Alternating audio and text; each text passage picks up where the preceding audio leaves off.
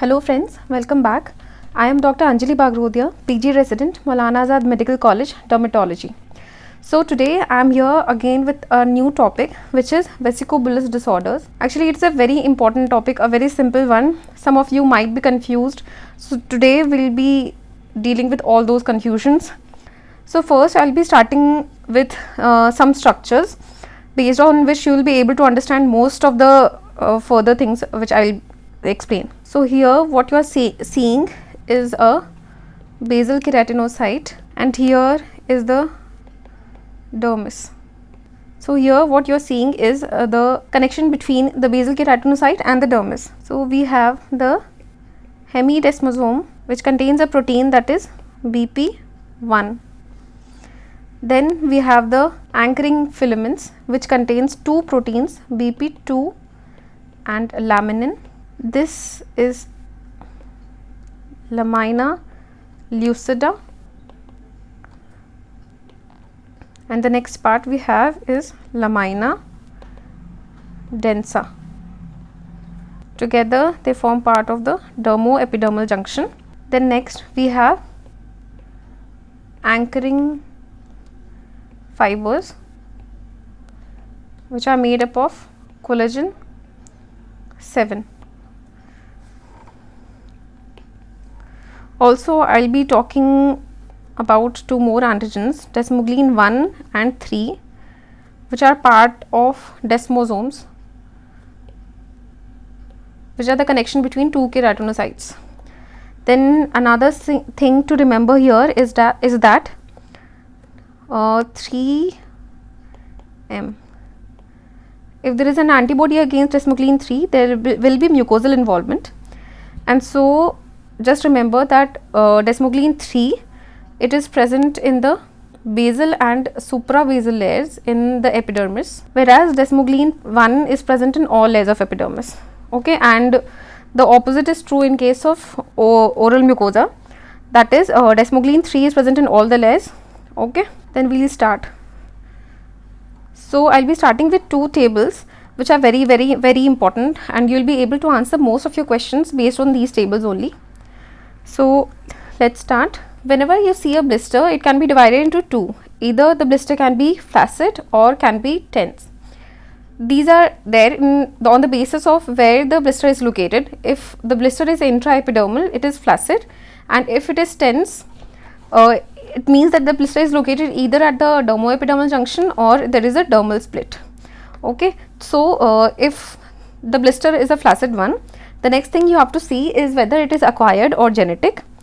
In case it is genetic, the next thing you have to see is if the patient mentioned in the question is a case of adult, the DIF is negative, there is mainly flexural involvement and presence of fissures. In this case, the disease diagnosis will be Haley disease. The next case in which you will be seeing a trauma induced blister and there will be history that the DIF is negative. In this case, the answer is EB simplex. Next, this was the case it is genetic. Then if it is acquired, the next thing you have to see if it is mucosal, if there is mucosal involvement present or absent. If the mucosal involvement is present and there is a history of blisters or erosions and the DIF is positive, in this case the diagnosis will be pemphigus vulgaris. Or if there is a history of culprit drug intake before the appearance of lesions, there is presence of targetoid lesions and the DIF is negative. In this case, the diagnosis will be 10. Then if there is no mucosal involvement, the next thing you see, if there is presence of scaling and crusting, the patient mentioned is a child with a history of fever or any other staph infection, then the reason involved is seborrheic and the DIF is negative. In this case, the diagnosis will be staphylococcal scalded skin syndrome. And if there is a history of scaling and crusting, the patient mentioned is an adult, again with a seborrheic involvement, and the DIF here is positive. In this case, the diagnosis will be pemphigus foliaceus. So we have completed the flaccid ones. Next we will be discussing about the tense blisters. So if a blister is tense, the next thing you see again here also, if it is acquired or genetic. If it is genetic, surely there will be a history of trauma induced blisters and the DIF will be negative, and so you can guess the diagnosis will be EB junctional or EB dystrophica. The next thing, if it is an acquired blister and there is history of itching, the lesion is present on a red or urticarial base. This is very important. If the patient is an elderly and has lesions on limbs or trunk and the DIF is positive, in this case the diagnosis will be bullous pemphigoid. Second scenario will be if there is history of severe itching with on examination you are able to see scratch marks mainly involving the elbows or extensors, will have a history of celiac disease or gluten enteropathy, gluten sensitivity, and the DIF will be positive. In this case, diagnosis will be dermatitis herpetiformis. Last scenario, if there is a history of string of pearls appearance on clinical examination and the DIF is positive. In this case, the diagnosis will be linear IgA disease. So actually these two tables are the most important thing you have to remember in this lecture.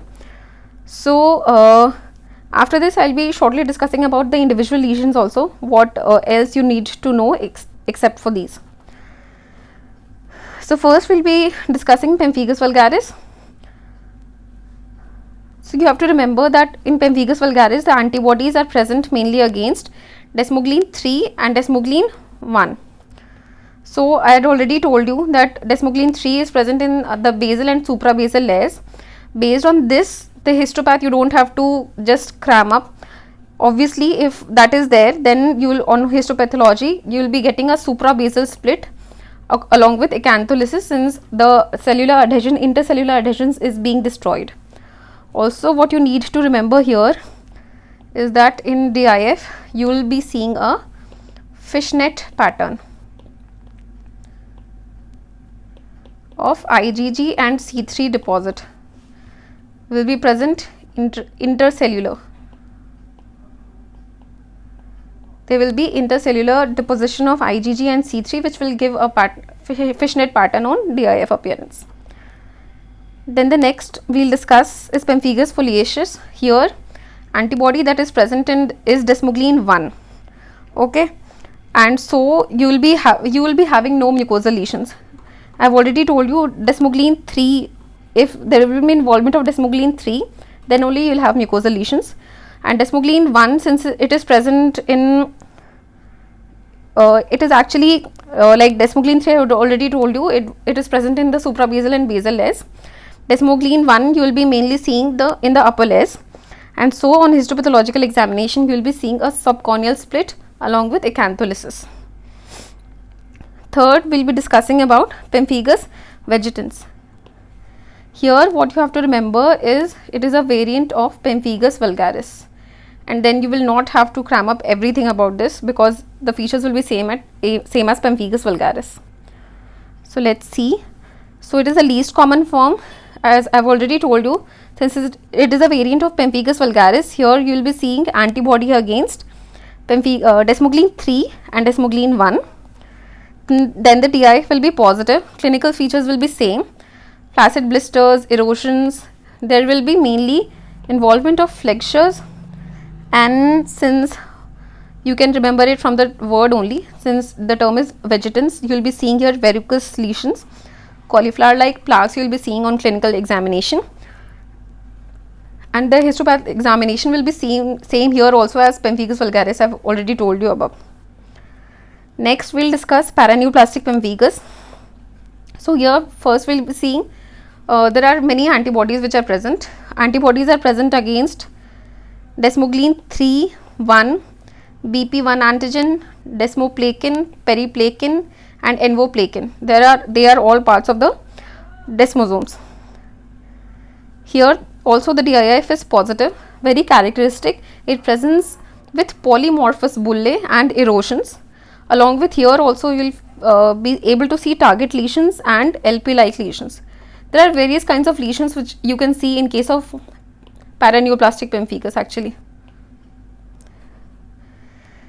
And on histopathological examination, you will be seeing a suprabasal split. Here you have seen there is an antibody against desmoglein 3, so you will be seeing a suprabasal split. Along with there will be basal cell degeneration and band of lymphocytes which will be seen under dermoepidermal junction. Also, it is associated most commonly with non-Hodgkin lymphoma. Just remember this. The next we will discuss is bullous pemphigoid. In bullous pemphigoid, the antibodies are present against both BP2 and BP1, BP2 more than BP1. Here also you will be seeing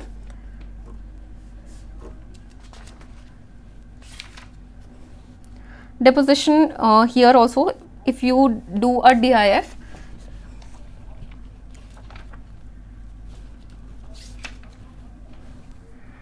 you will be seeing a linear deposit of IgG and C3 at the dermoepidermal junction. Since initially already I have told you about where is the BP2 and BP1 location, so on histopathological examination you can easily guess that there will be a subepidermal split because of the location of the antigens. Along with that, in the split you will be seeing a collection of eosinophils along with neutrophils. Next is dermatitis herpetiformis. Dermatitis herpetiformis, here antibody is present against tissue transglutaminase. The DIF is positive, and you will be seeing on clinical feature, you will be seeing a grouped symmetrical papulovesicles which will be present mainly on the extensors. And on histopathological examination, you will be seeing a subepidermal split along with a papillary tip microabscess. See, here you have epidermis and below which you have papillary dermis and reticular dermis. So this is the papillary dermis. Tip you will be seeing full of neutrophils. Next is linear IgA disease.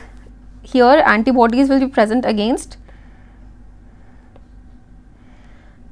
anti-LAD, that is BP120, BP2 and BP1, that is BP180 and BP1 which is BP230. On histopathological examination, you will be able to guess now that the split will be subepidermal. Next, Hailey-Hailey disease. So here there is no antibody which is present. There is a defective calcium ATPase gene which is present in the basal and the suprabasal layers, that is ATP2C1. This is very important, please remember ATP2C1. On histopathological examination, already I have told you, since this is present in the suprabasal and basal layers, so you will be seeing a suprabasal split along with a dilapidated brick wall appearance on histopathological examination, which is very characteristic. So please remember this. That is, dilapidated brick wall appearance is seen in Hailey-Hailey disease. Then last we are going to discuss epidermolysis bullosa. Here we have three variants: simplex, junctional and dystrophica. So first of all I will tell you, simplex, here the defect is present in the epidermis. In junctional we have the defect in dermoepidermal junction, and dystrophica we have defect beneath the dermoepidermal junction. So simplex we have defective K5 and K14. In junctional we have defect in laminin which is present in lamina lucida. I have already told you at the beginning of the lecture. And in dystrophica I have already there is a defective collagen 7 which I have already told you where is it present. So that is all for today. Thank you for watching the lecture. Please do tell me if you liked it or not, and if there is any particular topic you want me to do video for. Till then, take care, bye.